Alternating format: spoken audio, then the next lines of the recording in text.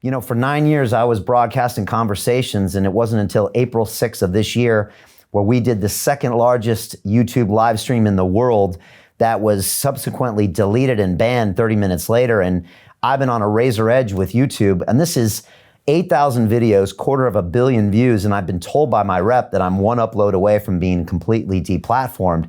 And it feels like when we say something that's against their quote unquote community standards, which are super subjective and seem to change at a moment's notice, then we're censored. And it just feels like there's literally a handful of people in Silicon Valley that are controlling so much of our free speech.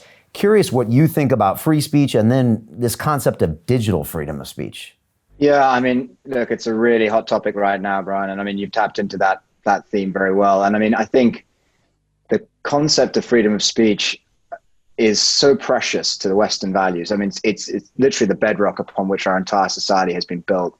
And we are so close to slipping over that edge right now. We're so close to slipping into this censorship world. I mean, we already are. We're straying into this gray area where the tech companies really become the arbiters of what is and isn't moral truth. And that's a very dangerous place to be. I mean, if you look at previous totalitarian regimes of the past, you look at the Soviet Union, or you look at East Germany, or even you look at Yugoslavia, it was, and you look at China to this day, you have regimes which are basically saying what you can and can't say. And the way they enforced that was through the platforms of the media.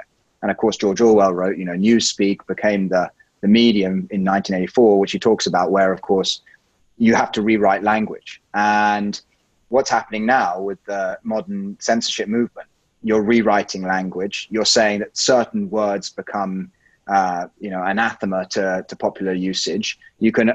Certain terms become all-encompassing. So the term racism or, whatever it is that we're talking about this day has become so broad brush now that anybody saying anything can be tarred with this brush and then become censored.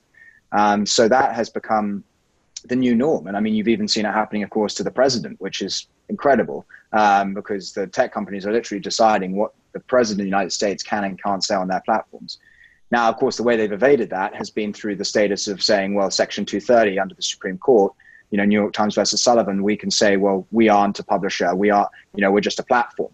Now, that is an absurdity. And you've seen the Supreme Court justices, some of them have come out and said, oral arguments have been presented saying that they'd like to retest the case of New York Times versus Sullivan. Now that, if that happens, is a very, very important case, because that would actually then push the tech platforms into the region of publisher rather than just platform. And that is really what they are these days. They are a publisher. They're not just a platform. So we as conservatives have had to, play a very, very tight game on what we can say on platforms, because as you have just made yourself clear, you're one upload away. And that's very dangerous, because then now you're also seeing this push, which is obviously why you were advertising this at the beginning of the conversation, but you've seen this push towards trying to go direct. And actually that, of course, is really the ultimate way that we can share our content, is just by going direct. And you've seen other people do that in the past. You've seen, obviously, Alex Jones, for example,